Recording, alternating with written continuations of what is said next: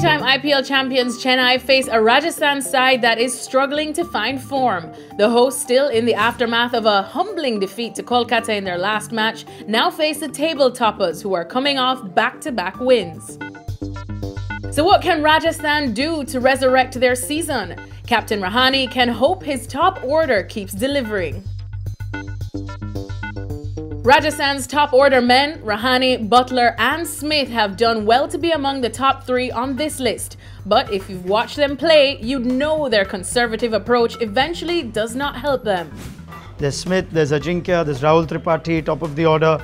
Lots of very good batsmen, but do they miss some power at the top? Do you think that's a fair criticism? Or have you changed the way you play just ahead of this season? I believe people always talk about power, people always talk about various things, but it's important to believe in your ability, believe your own methods. It's not all about power hitting, because someone has to play an anchoring role, someone has to play proper 20-over cricket. And the Rajasthan playing 11, it's a bit of a tough one. It's just trying to think of some combinations to change to give them a bit of a lift. I mean, I've stuck with the same 11.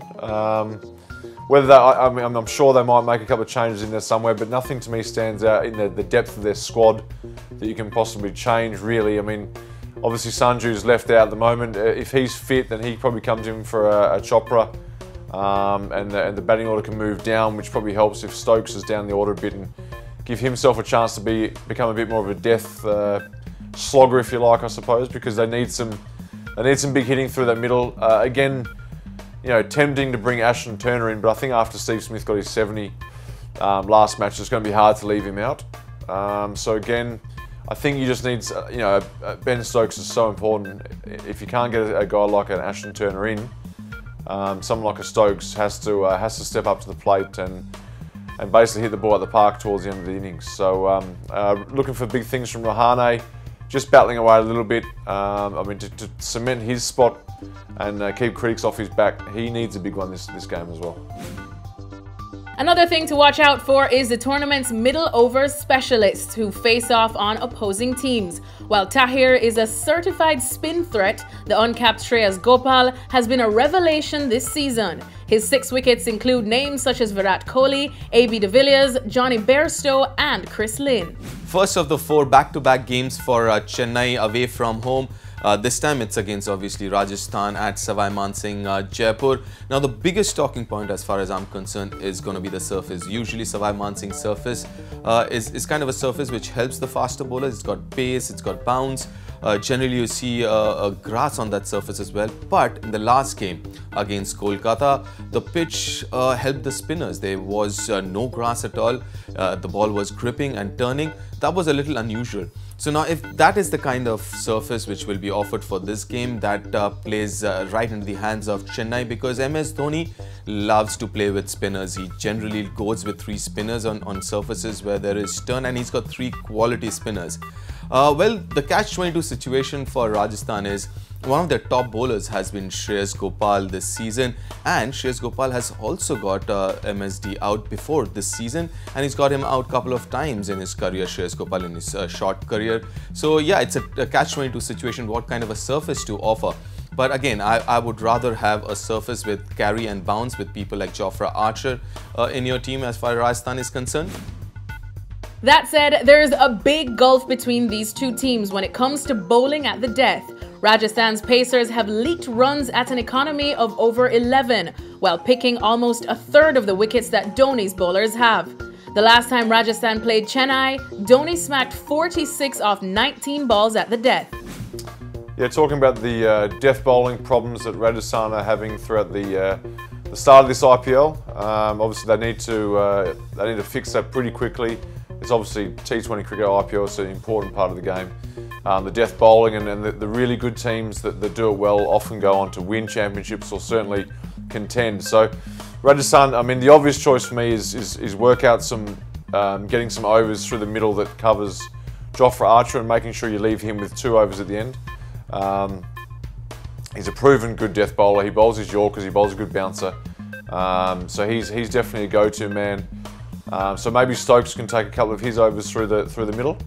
and rather than having Stokes at the end as well, you can save it for Archer. I think Kulkarni can do it. I mean, he's bowled there, but I think he has it in him to bowl some good Yorkers and to bowl that heavy length on a certain wicket. So I think maybe you got to back in a guy like Kulkarni and keep him going, even though it hasn't worked out so far. And if he's got Archer at the other end, they can bowl in a partnership at the death and keep each other going. Now for Chennai, the playing 11 that I would go with, to be honest, MS Dhoni doesn't make too many changes, neither would I, and I don't think there'll be any changes as such unless we see the same kind of a surface that we are used to seeing at Savai Mansingh. In that case, if there's any help for the seamers, then we might see a change, and usually that change has been Harbhajan Singh makes way for someone like Shardul Thakur. That would be the only change depending on the conditions. But as of now, I would go with 3 spinners and Harbhajan Singh part of that playing 11. The battle to watch out for, Ravindra Jadeja versus Stephen Smith. The left-arm orthodox spinner has taken out the former Australian skipper 5 times in 13 innings in T20s. The Pink City is ready for the Yellow Army then. The onus is on the hosts to upstage the table toppers and revive their race to the playoffs. The clash up in Jaipur against Rajasthan versus Chennai. It's quite an interesting game. Obviously the home ground advantage, but at the same time, I think the wicket, the last game up there, looked like it was reasonably spin friendly, which is not always the case up there. If they go with that, then I think Chennai are going to sort of come into the game a bit if it's a bit of a slower spinner's wicket. And they tend to play well in those conditions. So I honestly think they'll be talking to the ground staff saying, you know, let's put a bit of pace through the wicket, maybe bring Archer into play against Dhoni and the boys. So look, it's a tough one, but at the moment I think it'd be silly to back against Chennai. I think they're gonna probably take this one out. Who would be my favourites? Well, the kind of form that Chennai is in, and if the surface has any help for the spinners, then Chennai go in as favourite. But it'll be interesting to see if the surface is really good to bat on, and you know, if it's a 180 kind of a game, then it'll be interesting to see, because apart from Dhoni, there hasn't been too many batsmen in form per se, and also now that the fact that Dwayne Bravo is injured and not available for selection. Well, before I leave, it's important to remind everyone that if CSK goes on to win this game, this will be MS Dhoni's 100th win as the captain.